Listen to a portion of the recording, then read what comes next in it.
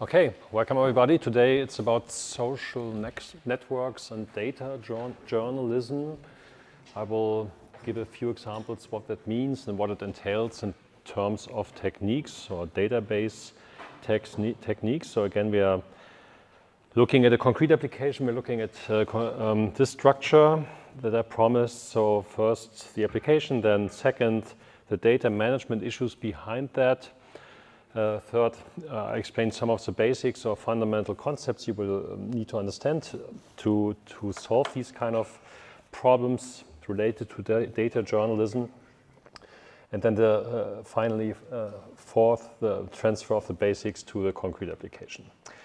So let's start with the first. What's the concrete application? I give some introduction, some screenshots, some examples. And here's one. So that's taken from an article from Zeit.de a long time ago, still very relevant. But the major observation here is you have a web page, and the web page is not just text, the newspaper is not just text, but there's also some data. There's all of a sudden there's a graph being displayed. Sometimes these graphs are rather static, like here, so basically like an image, like in a printed, have you ever seen a printed newspaper? Who has seen a printed newspaper? Yeah, the others, no? Really?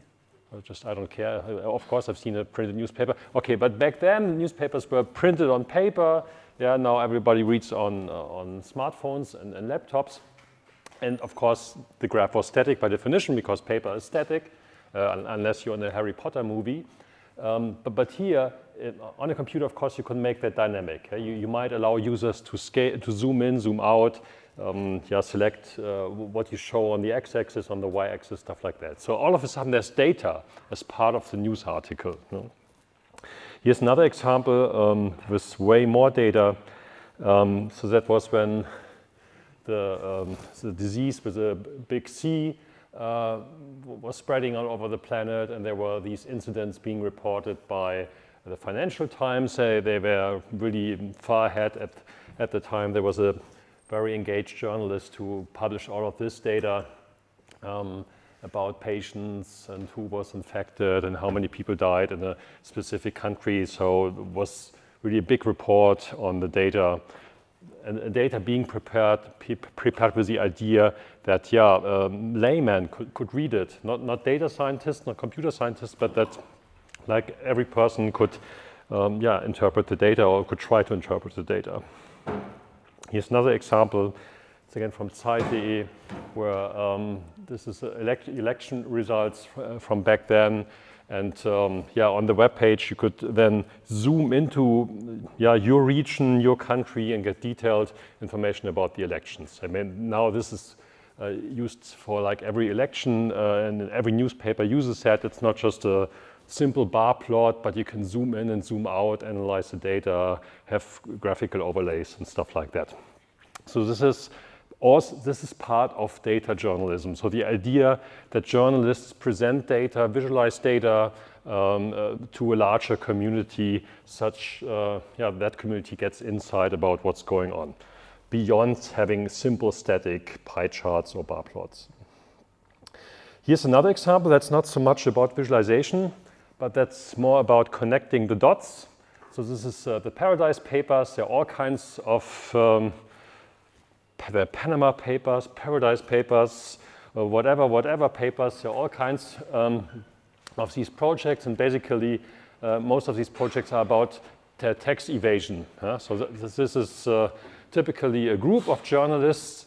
So a team of journalists, they team up and get access to some documents and connect the dots among those documents, and then find out, oh, these companies or these people evaded taxes through some tax haven or stuff like that. And that has a lot to do with data, being able to analyze the data, being able to draw conclusions from data, and that's also data journalism, not in the sense as here, you have the data already in a shape that can be visualized, but using data to draw insights, to make conclusions, or here really be able to publish revelations about tax evasion crimes. So here's an attempt of a definition. So what could data, how could we define it? So it's the creation of articles, news articles, with the help of data analysis tools or the partial integration of these tools into the article itself. Yeah, so we incorporate data analysis into the text. And if you think about that, well, we've seen that before in a way. If you think about it, so if this is our newspaper, if this is a newspaper article, and we have like software development in the sense we have this editor where we write code, and we already saw a fusion of that in hypertext plus code. In other words, Jupyter, a Jupyter notebook is already this weird mix of things. You don't have a clear separation of, if you want to phrase it like that, if that is the software and that is the visualization, in a sense, no, you have it somehow combined. Everything is running in the web browser, and you have this interleaving of code cells with visual output cells and stuff like that. So it's already blended in a way. And what you see in data journalism is kind of a beautified version of such a Jupyter notebook in a way. And that's basically where in that space is where data journalism resides. And this also relates back to what we scientists call papers, which is super weird. If you ever had contact maybe in a seminar or you clicked on one of the links for this lecture, I think here I don't link to that many papers, but in more advanced lectures I do that more regularly. But what we call a paper in science is basically a publication. Yeah? So publication works like, oh, we have some wild ideas, we work on that, write it down with LaTeX typically, compile a PDF document, send it to a conference, and some people review it. Eventually, if you're lucky, it gets accepted and gets published. Published in the sense it gets an ID, so-called DOI, where people can refer to it. It's listed in citation databases, and the PDF is uploaded to some web server where everybody can access it. That's a paper. And this is inspired from, guess what? This used to be paper, physical paper, how stuff was published, like books were published on paper when there were no electronic books. And we still use the term paper to refer to, yeah, that's the result of some research. And it's still called a paper, even though I would never ever print out papers anymore. I only read the PDF these days. So it's a legacy from back then when this wasn't electronic. And the other weird thing you see in research papers is PDF, which is unfortunately not a great format. It has many issues, in particular the lack for dynamic interaction. So there are hacks and extensions allowing you to add interactions to PDF documents, for instance, forms and stuff, but then they typically only work on a specific PDF reader, and then it's disabled, you have pop-ups, and this doesn't really work. So there have been approaches to allow people to publish in HTML plus JavaScript plus some dynamic extensions. So you would send an HTML file to a conference rather than a research paper, rather than the PDF. What other advantage does that have if you have the paper as HTML rather than PDF? A super big advantage. Yeah? You can reference your sources. What? You can reference your sources directly by using that hyperlink. Oh, hyperlinks exists in PDF as well. That's now common sense, yeah, to add the hyperlink in PDF. That's not a problem. You have it both on web pages, HTML or HTML files, and PDF documents. That's no problem. Everybody does it, yeah? Maybe you can edit it. You can edit both, actually. You can edit PDF and HTML. PDF, there's always this notion that PDF is kind of only readable. It's read-only. It's not true. Yeah, with the more expensive tools, like from Adobe, you can edit everything in the PDF. Yeah? It's not protected. The same holds for HTML. But there's one important difference, and that's also legacy from the point of view how PDF was created and then what happened afterwards. Anyone has an idea? Ever tried to read a PDF on something like that?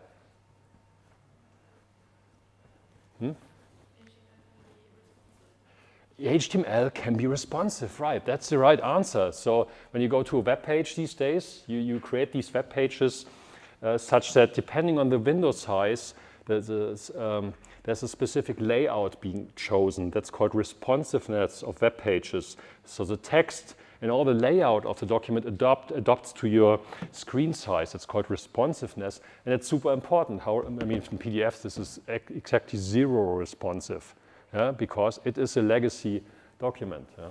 So this is, yeah.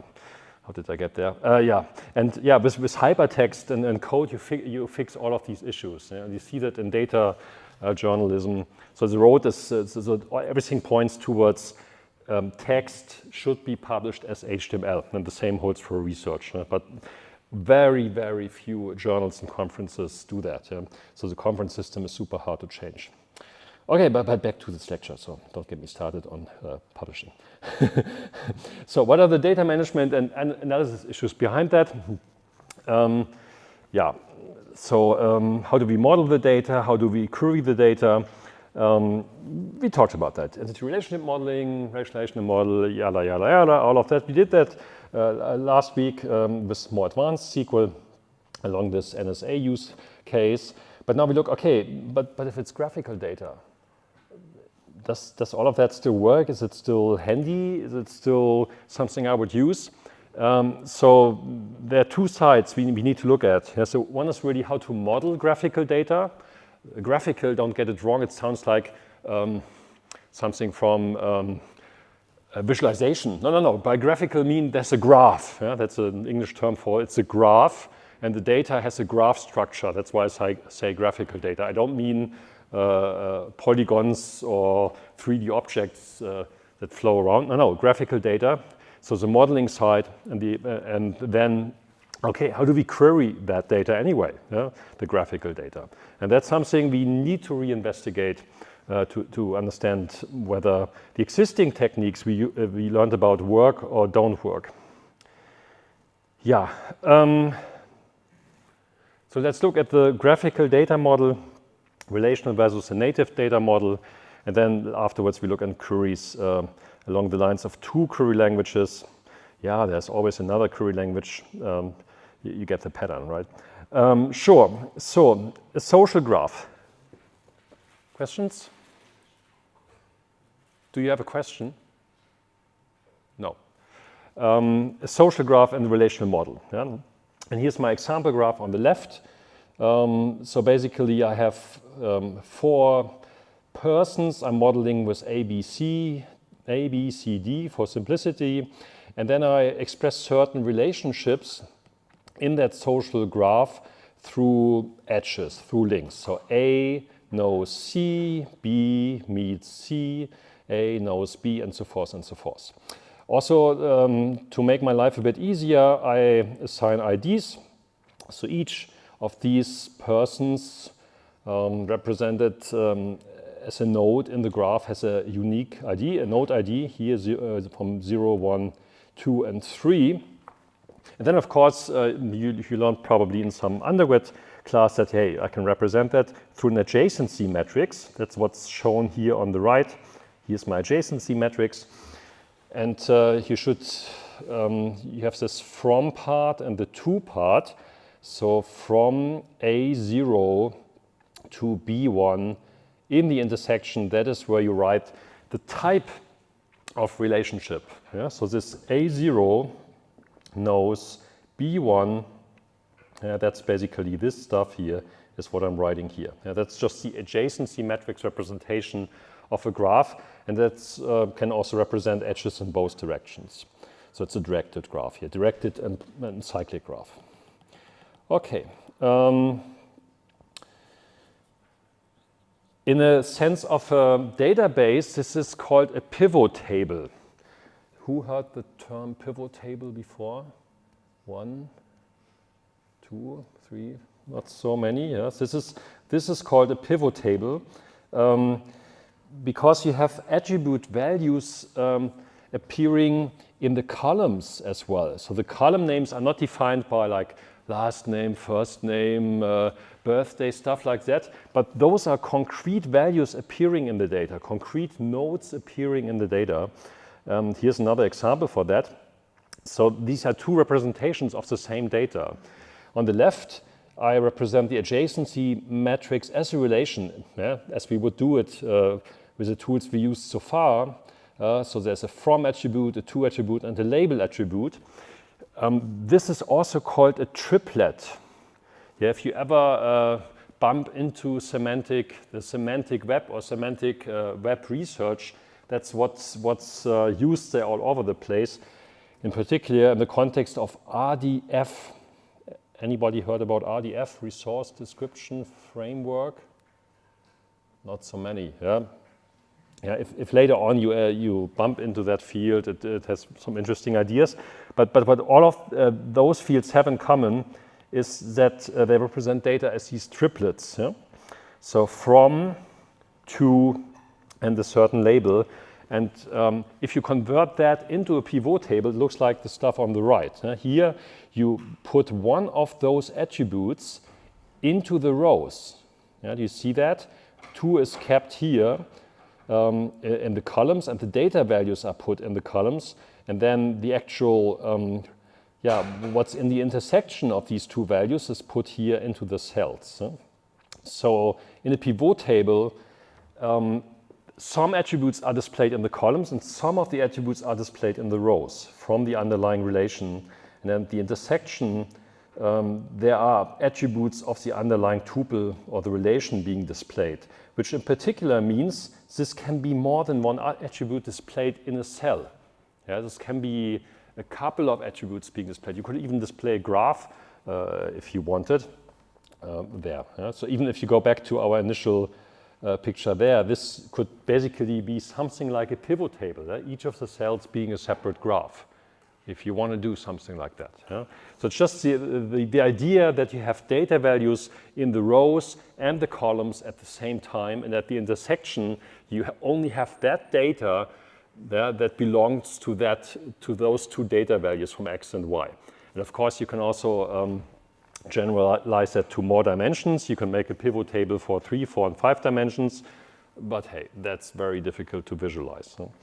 So typically you will see 2-dimensional pivot tables. Okay. So if the underlying relation has not been grouped and aggregated across all attributes in X and Y previously, multiple tuples can potentially appear in one cell. Yeah, make sure to understand this sentence. So why can that happen? If in this representation you have more than one tuple where the from and the to is the same, yeah, assume you had A0 and C3 appearing another time here. A0, do we have it another time? I write it down.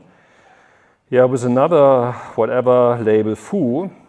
So what would you write in the intersection? Yeah, A0, C3 appears here, appears here, so you have this label and that label.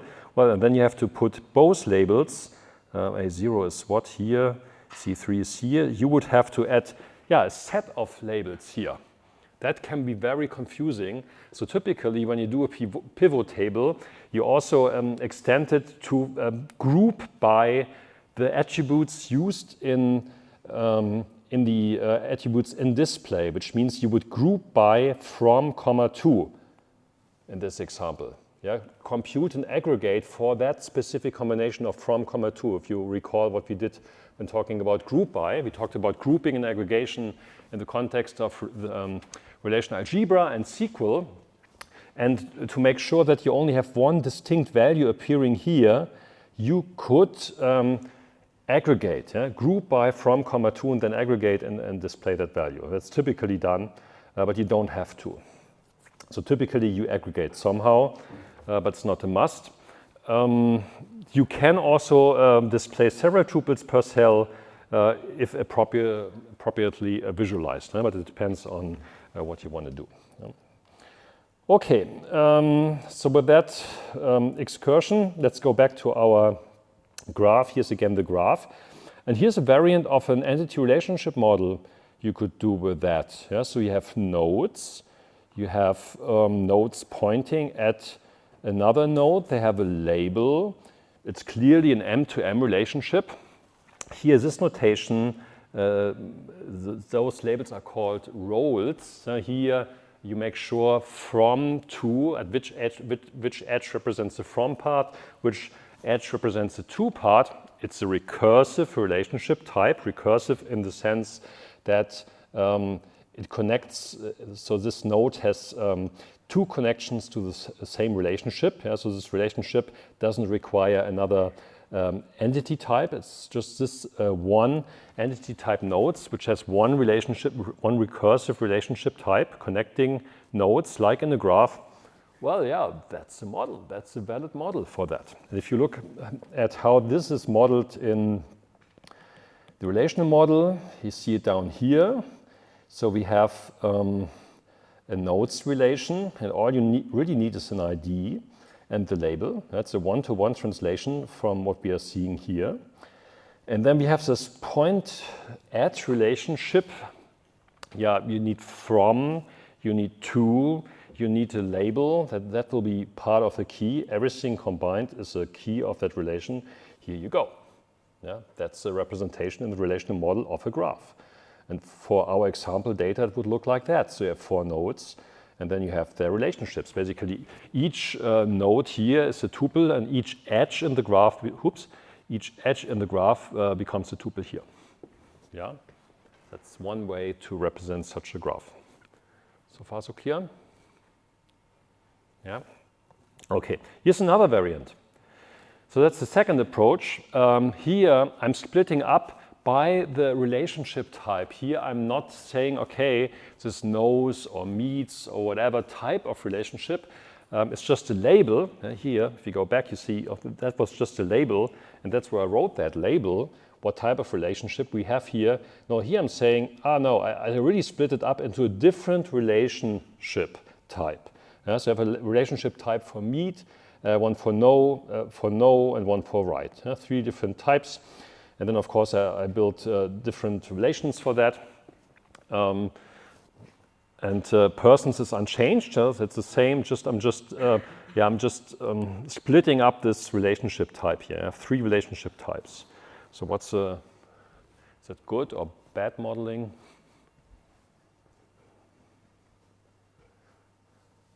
Any ideas? Yeah.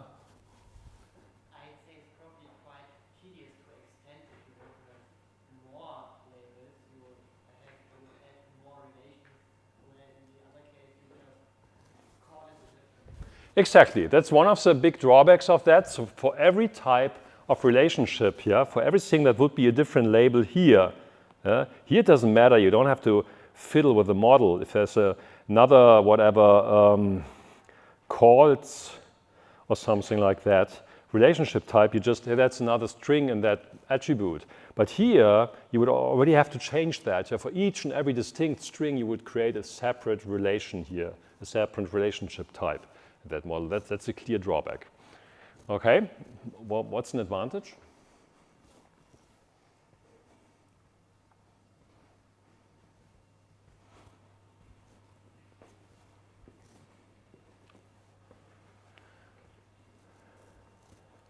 What could be an advantage of something like, yeah? Huh?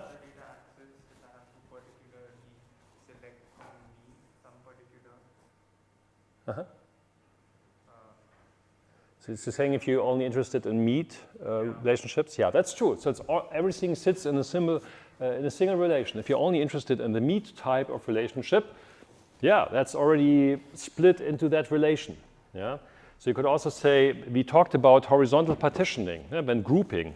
We partition the data. Here it's partitioned by the type of the relationship. So you could also say this is actually kind of the same thing as here, just that this point at relation is horizontally partitioned by label, grouped by label without aggregation. Yeah, in the terminology introduced in this lecture so far. So it's actually you could say this is kind of a variant. Okay, here's the third approach. What about that one? So what do we do here? We have persons. Yeah, those are our nodes, ID and label as before. We have the different relationship types, meet, no, communicate with. Okay, here I also note as an attribute the medium that was used to communicate. Then meet is a bit extended. So here I have a reason, I have a point in time when the meeting happened. From 2, so an interval, it took like, it started at noon and lasted like till 1 o'clock in the afternoon. I can represent that. I also have another link to where, yeah, what is the location, where that happened, and there's a GPS coordinate, point, and so forth and so forth. What about that one? Is that good modeling, bad modeling? Maybe I'll remove my labels here. Good or bad?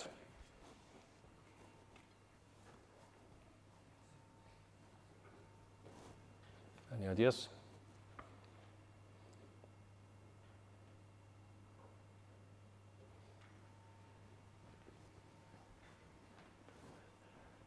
So what is the right answer to if I have a question like, is it good or bad? How does the answer start? It depends on the situation, right? Perfect, full points. Yes, it depends. Yeah, if you want to represent that information, yeah, maybe you go along the road and model all of these details. If you want to represent that, that's important to your application, to your scenario. Maybe, yeah. But if you don't want to model that, could you please stop talking? Hey, you guys, either shut up or leave the lecture. I'm not in the mood for that, okay? So if you want to model that, go along the way, that's okay. But sometimes you want to preserve the flexibility and not model it. Okay, so what is the conclusion for the moment for that? So the relational model is perfectly suited for modeling and storing graphs, actually. We can model graphs in anti-relationship or in the relational model in quite different ways. A new separate data model is not necessary for conceptual reasons. So the conclusion is the graphical data model, if you compare native versus relational model, the winner is the relational model. And that's already an important conclusion, because when you go out in the wild later in industry, you will see there are many people proposing to use a graphical data model and to build a system that has a native graph as its data model. And from a relational point of view, that doesn't make sense because there's so many ways you can model a graph in the relational world already. You have these powerful database systems that allow you to implement relational schemas. There's no need whatsoever to come up with a different data model, a graphical data model. I don't see a reason for that. So here's a clear winner in terms of the data model. However, now we look at queries, and there the answer is not so easy. So to start, I just want to explain a SQL extension that can be used to query more like graphical data, or not necessarily graphical data, but data that is particular data that has these recursive relationship types, where you have multiple edges from the same entity type to relationship type. These recursive relationships, as we're calling them, they're very hard to query with the SQL you learned about so far. So they're interesting extensions for that. And to explain that, let's first start with the difference of a global view and a local view in SQL. And we had that in the SQL notebook already. So I said, okay, there is this construct create view foo as tralalala, which means this registers an alias in the database. It says, okay, now there is a table named foo, and the result of the table is defined by that. And now if you query foo, basically this query will be inserted in the text. So it will dynamically be executed. When you define a view like that, no query is going to be executed. This is just inserted into the query that queries foo. We had that in the SQL notebook. So if you do something like that, basically this foo will be expanded to use this subquery. That's what we see. Okay, and you can also do that locally. Locally means, and that's what we see on the right, is here, if you define it, this view is accessible for each and every query that comes afterwards. So you can send multiple queries referencing the same view. On the right side, it's the local view, which means this is also a view definition, but it's only valid for this particular query that follows here. So this entire thing is one query. Here, this is two statements. One is this create, and the other is the select. Yeah? But here on the right, this is only one statement, and this variable foo is only valid as of this statement. Yeah, you can't use it, you can't reference it anymore afterwards. Huh? So this is called a local view. Here's an example of what you can do with that. So you can name the columns. You can say, okay, this is the table or the view name you define, and those are my columns. I call it N and G. And you could say, aha, I return a single tuple 1, 42. Yeah? And then if you query that, you get that tuple. And that, but you could also do it like that. You say you don't write the column names here, but just write the column names here with this as syntax, SN, SG, and then you get the columns named like that in the output. That's one way of doing that, but you don't have to name the columns. That's what you see here on the right. Here I do not specify it here, neither specify it here nor here with the S syntax. And then if you query that in Postgres, for instance, you get something like that. This question mark, column question mark thing. So there's no name, that's just a type for the column. Then output in DuckDB is something like that, where the attribute value is promoted to the columns. Yeah? That's just some syntax you have to be aware of here. And there's an extension to with, and that's called with recursive. And it looks as follows. So the principle, how you write it down is with recursive, foo. So the only difference here is this keyword, recursive being added. And then comes the definition, but the definition is a union consisting of two different terms. And one is this non-recursive term here, and the other is the recursive term. Yeah? And once you defined it like that locally, you query it. Again, this foo is being queried as before in the standard with a local view. However, how that is evaluated is a bit tricky. And that's what we want to look at because it is very useful when querying graphs. So how does it work? So what happens conceptually, all kinds of optimizations may happen in the database, you don't have to be aware of. But for us, the interesting thing is to understand what happens conceptually. So consider a set temp being initialized with the output of the non-recursive term. That's basically how the algorithm initializes. So this is used to initially set the contents of temp, the set of tuples qualifying, or the set of tuples being returned by this function. Then there's a second variable foo, which is also assigned to temp. And then there's a loop running that checks whether temp is not the empty set. Yeah? So as long as temp is not the empty set, then we iterate, which means we call the recursive term on the previous computation of temp. We get a new temp, and we union that, in other words, append it under set semantics to the existing foo. Foo is the result that will be eventually returned to the output. Yeah? So basically, we start with an initial foo. That's what we see here. Yeah, that's our initial result. It's like the intermediate result, if you want. And then you keep on expanding that result based on this non-recursive term. Iterating, iterating, iterating. You keep on expanding until this recursive term returns the empty set. Then it's over. Yeah? If you do something union empty set, well, it doesn't have an effect, but then the loop breaks and then you return. That's the idea of the algorithm.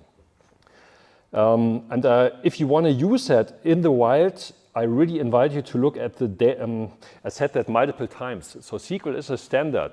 You can expect to work SQL in one system similarly to the other system. You can expect that, but whether that's going to happen is a different story. Yeah? So it's a standard, it's old, many database systems develop that, and there are these tiny, subtle differences in SQL that can really ruin your day. Yeah, because I mean, you switch your application from one database system to the other, and then yeah, you're screwed. That can happen. There's subtle differences, and in particular with these with expression. Be careful. Yeah, and one side note is also this union all semantics. We bumped into that multiple times. In a moment, I will show a different example for that. Again, SQL has this multi-set semantics. Duplicates are not removed as a default. You have to explicitly switch on duplicate removal. If you do union all, you have multi-set semantics. Duplicates are not removed, and you might see results multiple times in the outputs. So you can run this with recursive in both modes, just by switching union to union all, and then you will also get the duplicates. Example. So here's an example query. Very relatively easy query. So here's our definition with recursive. We have foo. We have one column that's named n, and we initialize the temp variable. So our intermediate result is initialized by a single tuple with one attribute, bracket 1, bracket close. That's one tuple with one attribute. And that's what we see here.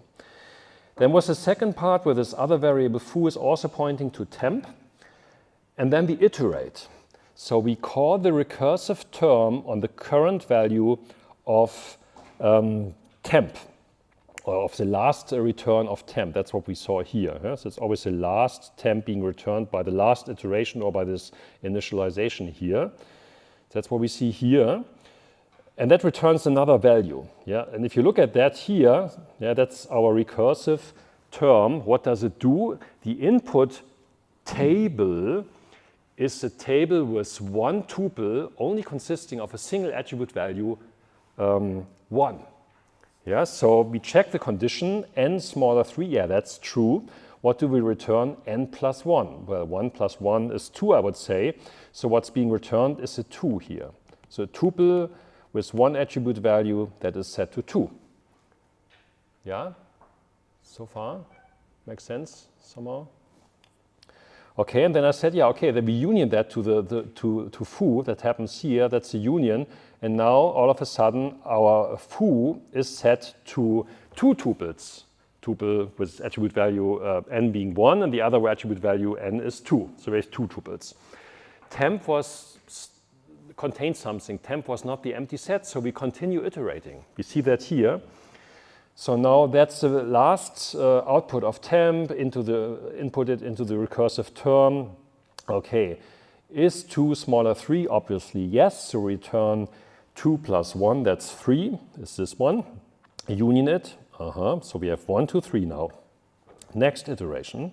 Next iteration says 3. Yeah, recursive term 3 is 3 smaller 3. Well, not really. So we have an empty set. Yeah, we don't return any result here. That's what we see here. We can do the union, but it doesn't change anything. So that's the result. We have the termination condition. The loop terminates, and that is the result. 1, 2, 3. Yeah. So that's this with recursive logic. Again, you have the algorithm here just for completeness, but it's the same as before. Now let's do that with union all. So we start with an initial non-recursive term that returns 3 tuples, 1, 2, 3. We see it here again. Then we call the recursive term on that output. So 1 is smaller 3, that's okay. We return 2. 2 is smaller 3, we return plus 1 is 3. 3 is not smaller 3, so that is removed, that's filtered out. We don't return a result, so we only return 2 tuples. We appended now under multi-set semantics, and that's why we get this. Yeah? So this is the previous result, this is the new stuff being computed in that iteration. So we have 1, 2, 3, 2, 3, duplicates, and so forth and so forth. Yeah? So now the recursive term takes the 2 and the 3. The 2 will yield 3. The 3 will be removed. We add the 3 here. Here we go. Again, recursive term 3, not smaller 3. Empty set's going to be returned. This doesn't change anything. Unchanged. Break the loop. Return that result. Yeah, that's. Yeah, I have to get used to this logic. I will soon make the case why you shouldn't use this stuff, or why it's probably not the best way of using it. My point currently is just to show, yeah, you could do that in SQL. I'm not claiming that this is particularly readable. I'm just saying, yeah, you can do that. There's a statement for that, allowing you to do this kind of recursive stuff. So here's a notebook, graphs in SQL. So there's, we have two. Do you hear anything?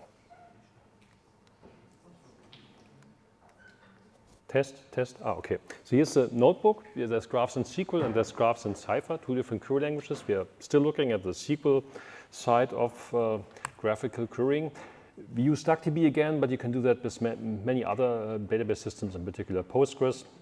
We, for this use case, we create a table of persons here. So we look at the social graph I just explained on the slides. Same thing, just implemented now in SQL and database. Then we have some sample data there we loaded. I think it's exactly the same, or more or less the same as on the slides. So we have persons, we have separate relations here. That's one of the variants. I'm not saying you have to use it like that, but here we used it like that, a separate relation for a separate relationship type, which represent the edges that you see in the graph. That's our data. That's our data model. And now you can try to send queries. Yeah? And if you use standard queries with recursive, yeah, well, you keep on joining. Basically, each hop in the graph is one join in the relational model. Yeah? And so for each additional hop, for each additional search depth you do in your algorithm, you have to do another join, which is absolutely stupid and not useful. Yeah? But that's how you would do it. Yeah? If you use recursive queries, this is the example, a variant of the example I had on the slide. So here you compute the sum of the values from 1 to n. Yeah, start with 1, and then you keep on adding the next integer as long as that integer is smaller 100. So it adds up the values from 1 to 100. Creates the set of those values in the recursive statement, and eventually that aggregates that set. Yeah? And then with that you can do the sum of that. Yeah, and everything else that follows is SQL magic. Here a specific extension from DuckDB, which allows you to define lists. Here you define a list with one value 1, and then you do list magic on those values. So if I execute that, what you see, everything that happens is I have a list, and I keep on expanding the list. Yeah, always expand the next value. So like that, you have list logic all of a sudden in SQL. There are all kinds of extensions for SQL. Some database systems call it array, others call it list. Then you have maps and sets and whatnot. That's what I mean by, okay, look at the documentation of the specific system, because a specific keyword may not exist in your database system. Yeah, that's one way of doing that. And this is a different use case. Maybe to take a shortcut here. I mean, we don't have to go into all detail, but you see, you keep on adding these joins. So the deeper you go, the more you keep on expanding your search. Yeah? You get another level of search in the graph. You keep on adding these joins. That would be the naive way of doing that, just on this bigger example. So all path of depth number of rows I've currently marked. So each join adding another path here, versus you do this recursive statement. Yeah? In such a recursive SQL statement, you are not limited by the number of joins, and you can freely define how deep your search would be.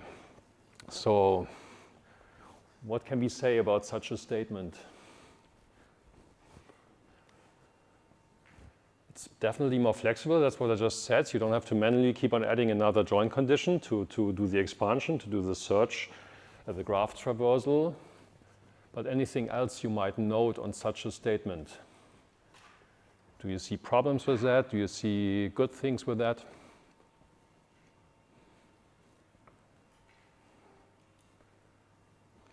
Yeah, you work on a system as a Hiwi student or in a company.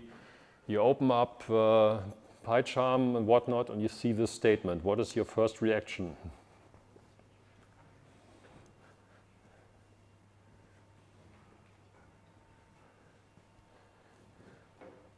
Yeah, I didn't see you. Yeah.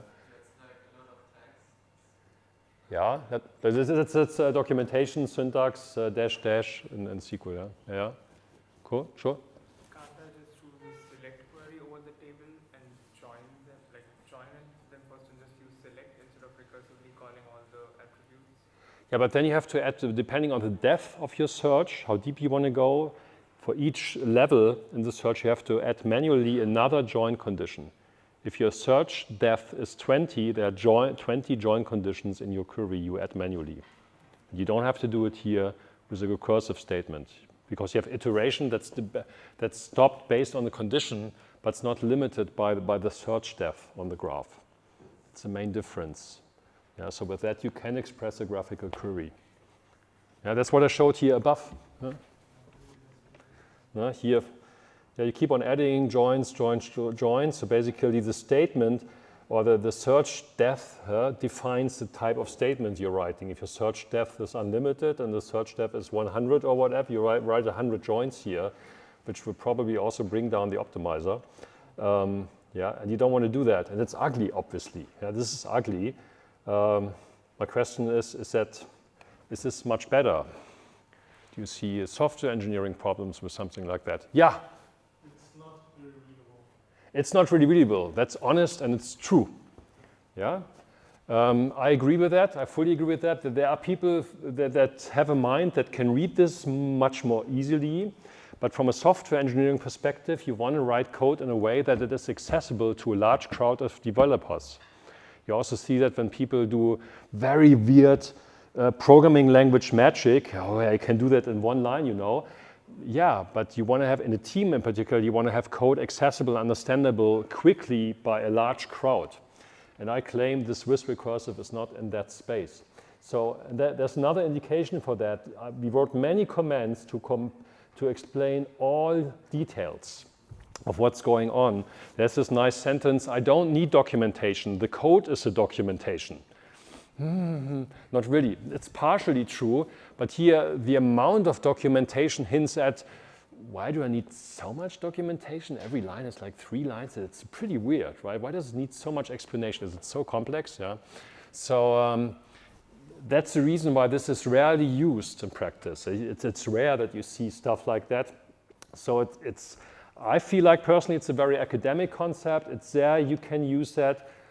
But it's not easy to debug, it's not easy to use. You can use that, you can use graphical queries with the stuff, but there's a reason why it didn't get adopted widespread. Yeah? It's rare that you see systems using that. And that brings us to the second part. They're difficult to read, as I said, yeah, but what are the alternatives? And what popped up along already many years ago is graphical database systems shipping also with a domain-specific query language. Domain-specific meaning this query language is just meant for a specific use case, and the use case being a graph. Yeah? So the data is a graph. So let's create our own query language. And one of those proposals is called Cypher. That was developed in the context of Neo4j. That's a graphical database system. Here's tons of link. If you want to look into the details. Yeah, that's on my phone. This system, Neo4j, which ships with that language, unfortunately also uses its own data model. So it doesn't use the relational model, as I explained. So they have some sort of a graph schema. Here it's just sketched on the right, and don't worry, you don't have to learn that. They reinvented their own schema. Again, I think that is not necessary. Yeah? You can express certain constraints there. There are many things that are similar to what you can do in a relational schema in SQL, but it's kind of reinventing the wheel. So from a design perspective, they took the wrong decision to come up with a new data model. They should have taken the relational model. Then it would have been clear. Okay. But then let's look at the query. Just queries, they can do a little bit. Some of that feels a bit like SQL, other not. So here's a very simple statement with match and return that returns all nodes of type person and displays the attributes node ID and name. So return feels a lot like select. The match feels a lot like from. Yeah. I also wrote down the analogy again here. So very similar to a standard select from query as we had in the relational model. This bracket, that's really fancy stuff. That's a cool idea. That's something fresh and new. This is a so-called ASCII query syntax for a node. We will see the power of that in a moment. But just for the moment, the bracket here has a purpose. That's this ASCII syntax. Yeah, and with that, you can do something like that. You can say match, match the nodes that are connected through a nose relationship and return those relationships. Yeah, so you can basically express a pattern, a graphical pattern in the language directly through ASCII. You can say, okay, I'm looking for this relationship where there's a node on the left and a node on the right, and the pointer points here. Yeah? You say here's a pointer. That is the direction of the edge. Yeah? What you can express directly, and with that you get this result. If you leave away this pointer, that's what you see here, you get both directions. Both directions match. So basically for each edge you get two results. Yeah? That's what you see here in the result set. So I think it's a very fancy idea for a language, or using something like that in a language. Here's another example. So they also have a with clause as we have it in SQL. You hear already I'm saying we have it and they have it. There's a divide in those communities, obviously. Yeah? Of course, I'm on the right side of the fence. Yeah? I'm the relational guy. We are always right. The others are always wrong, you know. Yeah? And the graphical guys are always wrong. Yeah, you know, that's how it is. Yeah? Yeah.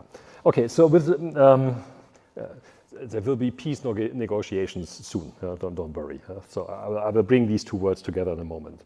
So here you can do more complex queries directly with expressions like that. You can say return all cycles up to a maximum length of 6. Yeah, for instance. With nodes defines it a local view as we had it. Yeah? And with that you can, so that's where you see the power of a language. The expression is concise. It's not like this or complex, and you kind of, if you look at a with recursive statement, you kind of have to first re-engineer what the heck is going on in the statement. This query language is more direct, and that's a good, yeah, if you compare it to something like that, yeah, you first have to, okay, what's going on here? Yeah, and this is just very few characters hitting you in the face and saying, hey, that's what's going on. If you're into the language. Now it's new for you, and yeah, you're not used to that, but if you work with the language a couple of weeks, hey, then you get productive very quickly, and the expressions, the query expressions are short, easy to read, and that's a sign of a good language. It's short, it's easily accessible, and you know what's going on quickly, as with any programming language. And there's a separate notebook on that. I invite you to look at that.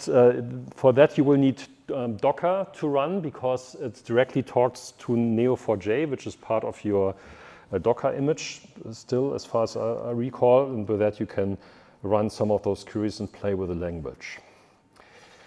But the interim conclusion for that is, yeah, unfortunately, even though I'm a big fan of relational and SQL, I have to admit that Cypher wins here. This domain-specific language is so much better and so much easier to use. It's not, the winner is Cypher, it's absolutely clear. Or you can invent many other graphical languages that are so much easier to read than what SQL is doing here.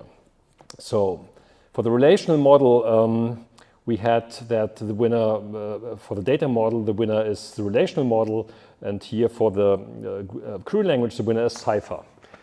However, we now have two different systems. We have a relational system, where we have the relational model and SQL, and we have this dedicated graph database that has its own graph model, graph data model, and Cypher, two different worlds. And the question is, how do we bring the two together? And basically what always happens in databases, and that's an important trap you have to be aware of as a developer, because it happens way too often that people take the wrong route, is, so we have a relational database system. Yeah? And the situation is something like that. It's developed like crazy, has all kinds of fancy components. We will talk about the query optimizer for 2 weeks in this lecture as well, and many other aspects. We'll talk about transactions for 2 weeks in this lecture. It's coming up, don't worry, but there's a lot of sophisticated technology. However, at some point you find out, yeah, that's all nice, but I really need graphs. And I really need to be able to express graphs easily, and whatever query I send, please, it should be fast. So there's something missing. And what happens then, in what you see so often in practice is, okay, people start developing their own graphical database management system with their own language, with their own data model, like in Cypher, and they have to redo and rebuild all the stuff that's already there. They have to come up with their own query optimizer, indexer, storage, transaction, concurrency control, blah, blah, blah, blah. That's a huge amount of work. Yeah? And there are typically a couple of years where these systems have a window of opportunity and where people buy this stuff. But over time, eventually, the existing relational database management system gets extended by tiny little parts, allowing it to also do the graph stuff. Somehow support the graphical query language, or do a better job on indexing graphs, or doing a better job on query optimization. So the stuff gets integrated, this domain-specific stuff people build here in a separate system gets integrated into the main database system. Yeah? And that, for instance, happens here. This is an example for Postgres. So we are working on Postgres, but there is an extension of Postgres allowing you to mix SQL and Cypher freely. So the data model will be the relational model, but the queries now all of a sudden can mix the graphical style of querying with a more relational style of querying. And that is how this looks like. Yeah? So we have something like an outer query here, select from, yeah? And then the source is not a table, but the source is a table-valued function, as this is called, or a user-defined function. So all of this here, basically this part here, is a function where you put the Cypher expression as a parameter to the function. Yes, so you integrate foreign or functionality that's foreign to the standard relational system by defining a function, taking this query expression as a parameter. Yeah, if you have a mechanism that can make sense of that function, you can now all of a sudden combine these two words. Yeah? So you have this inner part, that's handled and pushed to the function, and you have the outer part that then, once the function returns the result, operates on that as if it were tuples in a relation. And that's a standard way of integrating functionality in a database system, in particular new query languages. Here is a more elaborate example. So what you do is you create a function here.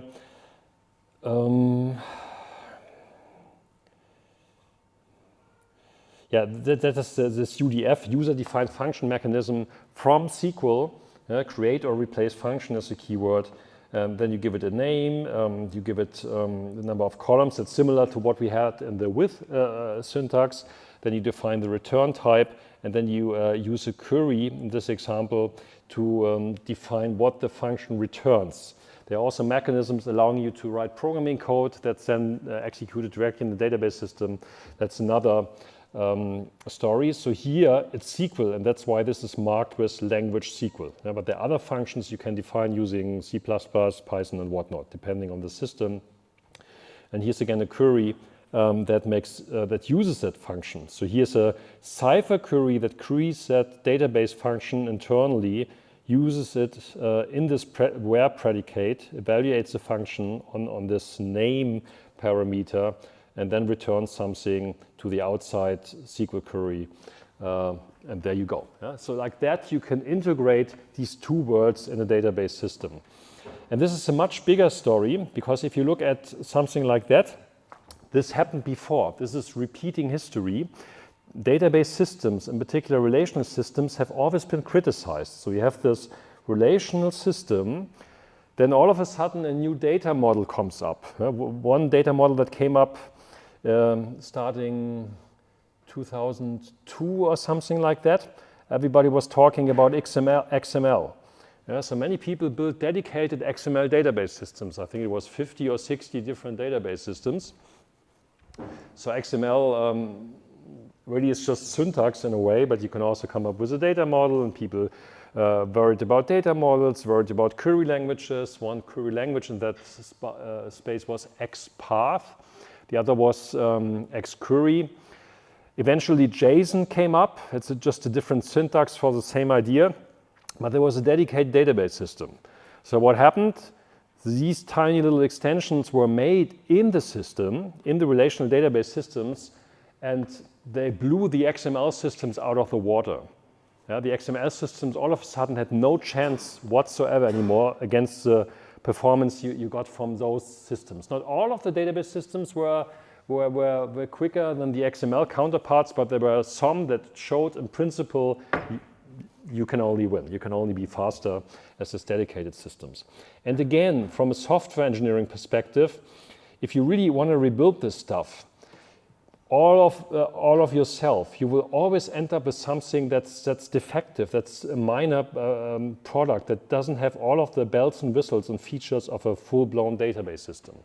Yeah, so be really careful in the project to use a dedicated domain-specific database system. That's rarely the case that makes sense. Yeah? And the same happens for graphs. Yeah, that's what I just showed. Yeah, graphs functionality was executed, and now we have whatever functionality. So the current hype is machine learning, vector databases. Did you hear about vector databases? Vector databases is now the big thing. So the idea that you can do machine learning style metrics, multiplication, whatnot, machine learning stuff inside a database system and have a specialized dedicated database system for that. What's happening currently, we do little extensions here and there, and the relational system is good to go. Yeah. So this is really something you have to be aware of. Plus, if you talk about this slide again, do you see another problem? So if you, maybe it's time at least to use the blackboard once today, huh? So if you have two systems in your application, one is the relational DBMS, and the other is a graphical DBMS. Yeah, that's one way of doing it. And then your application is not sitting on top of one system, but sitting on top of two of these different database systems. What is good about that and what is bad about that?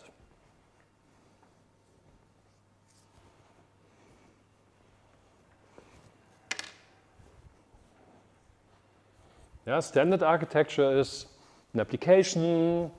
Yeah, whenever you want to have data for the application, you ask a relational database system, send SQL down, get a table back, yeah, fill that into your Python code, whatever, return something, that's it.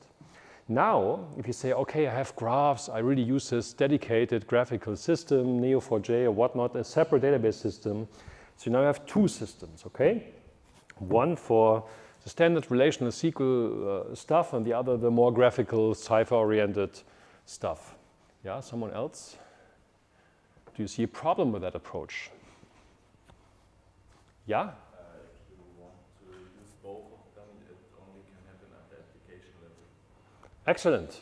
Yeah, if you have a query spanning information from both systems, where are you going to execute this stuff? Because if this only understands SQL and the other part only understands Cypher or whatever your language is, yeah?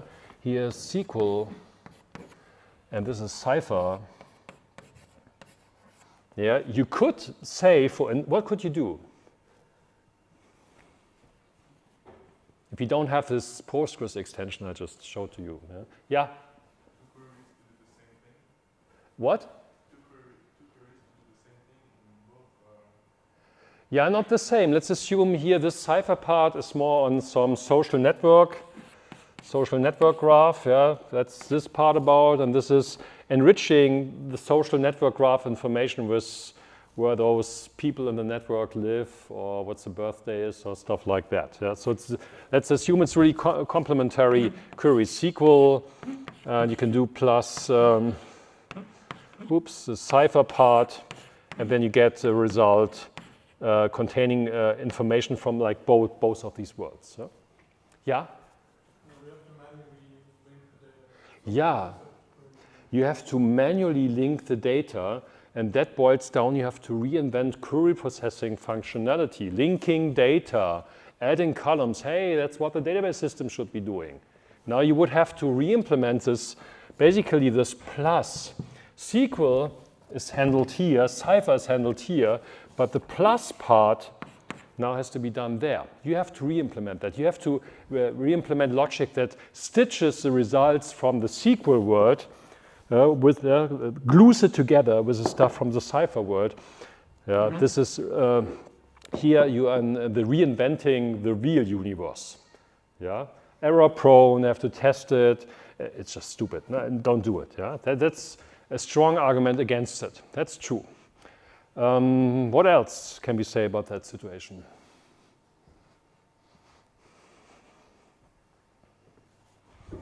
Yeah, we are basically contrasting it with something like an app where there's one R plus G DBMS, let's call it like that. For instance, this AGE Postgres stuff. And he sent basically SQL plus cipher down. Yeah. What could be an advantage or disadvantage of either of those approaches?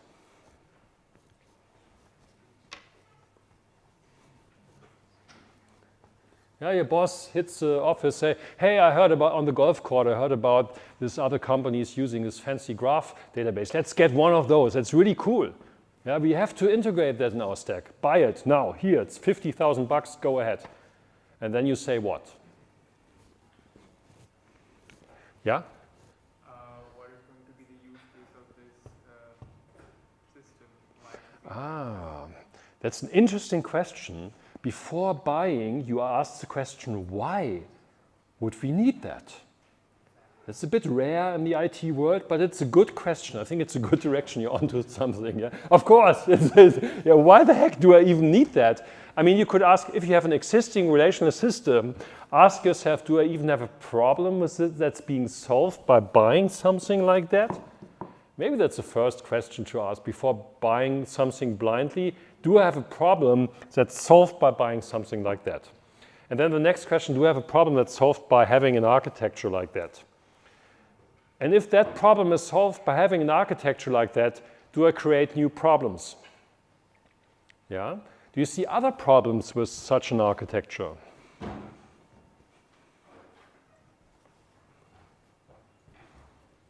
think it's also called a split architecture, or I think polybase or something like that. Fancy, all kinds of fancy words for that. In this case, you have to maintain the plus ourselves. In this case, other developers can also help us solve the problems of the plus that are already existing. What do you mean by other developers? Like in this situation, I guess there would be a lot of other people who might be working on the same plus. Mm-hmm. Here, it's our own version of plus, and we have to. Exactly, yeah. That's what we said. The plus is being solved here. It's delegated down to the system. I don't have to worry about that, hoping that everything is correct and well tested, and there are many people working on that. I don't have to worry about the plus. There's no plus here. The plus is not there. Here the plus is there. I have to maintain it myself. Not sure how far I get. That's true. Yeah, but other than that, from the other problems we discussed in this lecture already, so what other things do you have to do now? You have two systems. Yeah? And we have to run those systems. Yeah, we have to run, we have to maintain, in other words, the system. Security updates, backups, tralala, whatnot. I don't know, all of this kind of stuff. So it's better maintain fewer systems than more systems, because you have to do all the things. We will get there, but for instance, backups, data redundancy, these kind of decisions have to be done for all of these systems. One other aspect I want to highlight, what if you have data that feels both relational and graphical at the same time? What do you do in that situation? Yeah? If you add, like, for example, persons on both databases and you add new persons, you have to add them to both.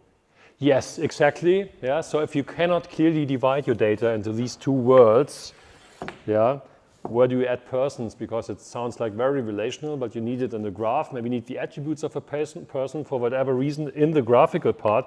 You keep on replicating data. Should we replicate data? No, we shouldn't. Of course not. Don't replicate data. So this doesn't work. So don't do this stuff. So the single point of truth is always a relational database system. If you need extra functionality, be careful with updating.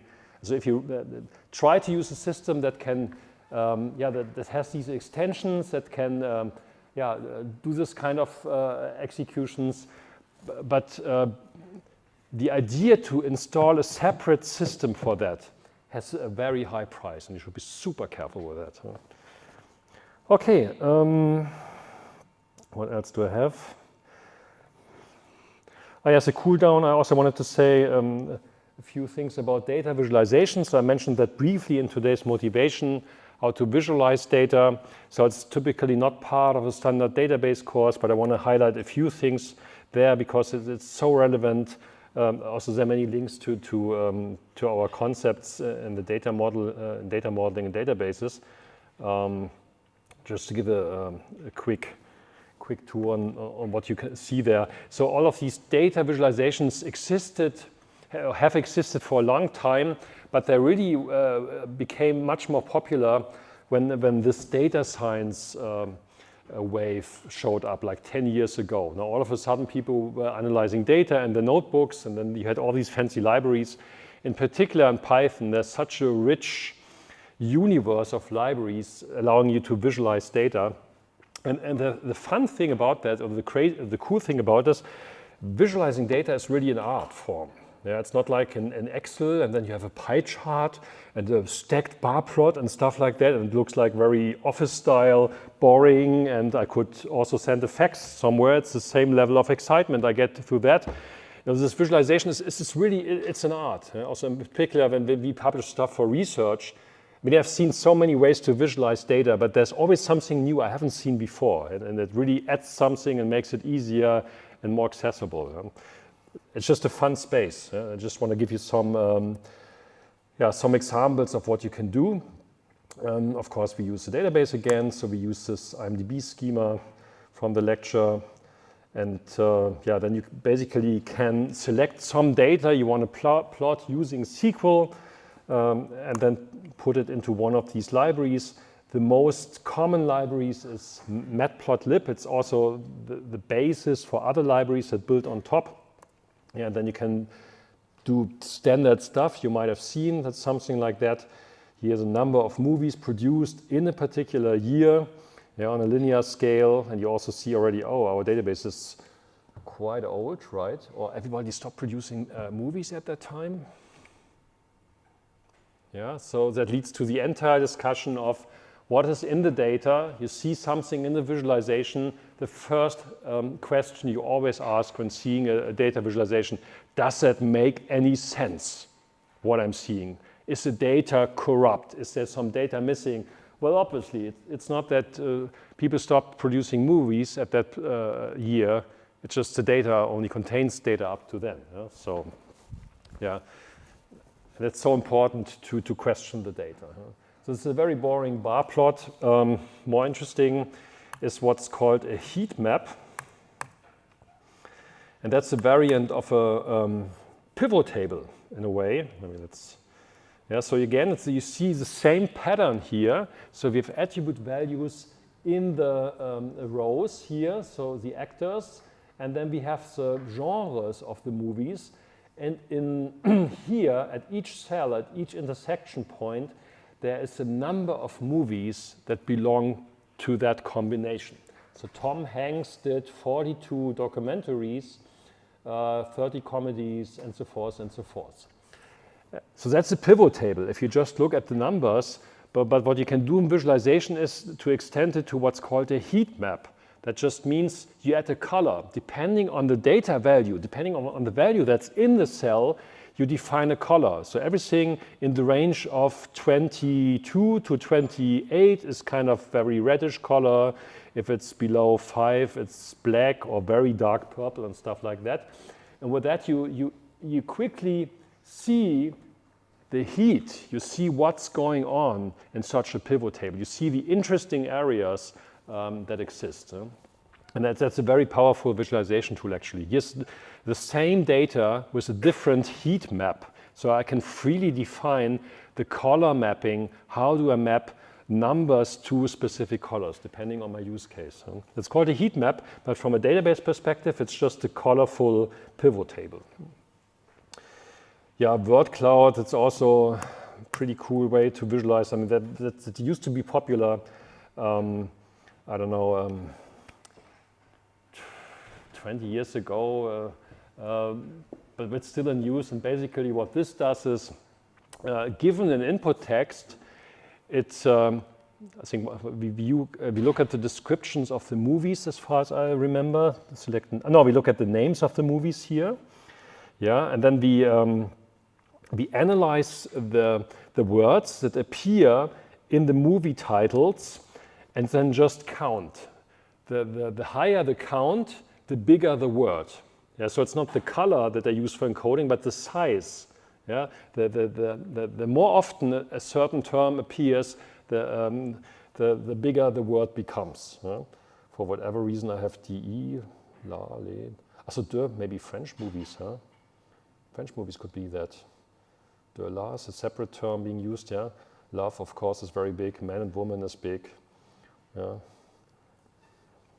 Yeah, but that you can basically also stress, okay, what's important and what's not important. So it's a very special case of a visualization.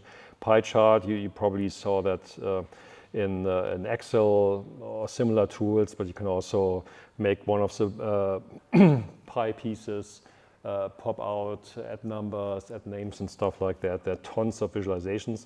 This violin plot is not so widely known. That's basically a density plot. On the y-axis you have the rank, and then on the x-axis you have the genre, and then you depict the distribution mirrored. Yeah, so it's kind of redundant because you have the same information on the left and on the right, and here you have the standard Visca plots in the middle. But like that, you can see where there's a lot of going on.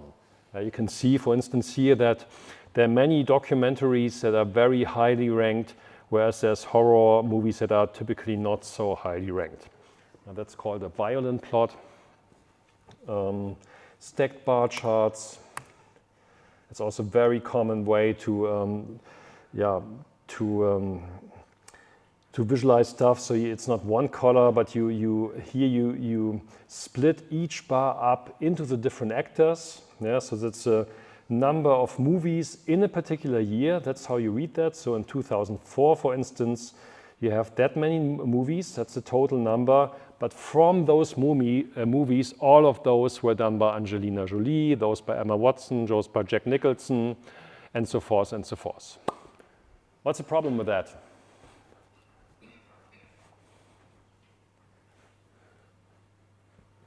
Yeah.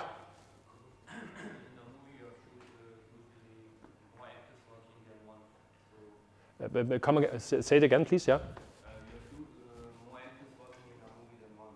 So it might be that there was a movie both of them working in. And yes. So two actors in the same movies in the same year. How the heck do I visualize that? Unclear. Yeah, be careful with that. So maybe then there should be something like overlap also on the stacked bar plot. Again, always question your visualization. What else do we have? You can also do that with areas like more continuous movies, continuous visualizations. You can make that interactive, and that's what you do with Altair. So here's another where's the interactive part? It's switched off. So there's an option to make it interactive, to be switched off. Let's give it a try. Isn't it more like heat.interactive or something like that? No, it doesn't have an effect. There was an option to do that, and then you could zoom in and out and stuff like that. Of course, here. Okay, now I have some marking. I think I can even move. No, it doesn't work. But there's a feature where you can make these plots a bit more interactive and zoom in and out, and more like on these initial motivational web pages I showed you, where you really have a news article and you can zoom in and out of the data. That's basically provided by a library like Altair, which can do that. So I just, this is more just for completeness. I think this belongs to the data journalism space. The message for you is there's so many ways today to visualize data. It's really awesome. Databases help you to prepare the data for visualization, and then you can feed them into one of those libraries, and you're good to go.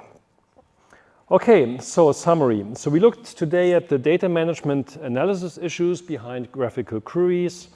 How do we manage graphical data? How do we store it? How do we represent it? It's a relational model.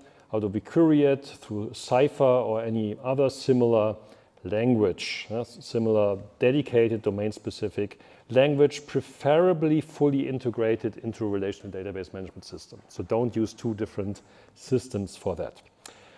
That's it for today. For next week, as far as I remember, we have a lecture on Tuesday, if I'm not completely mistaken. Let's double check. So you have it in the timetable. There was a question on the break also when there's a mini test and when there's no mini test. Next week, there's no mini test, but there's a lecture at 12:15. Again, the reason is we have 3 holidays on Thursdays this semester, and that's where we said, okay, we can't squeeze in all the material there. So here and there, we have a lecture on Tuesday.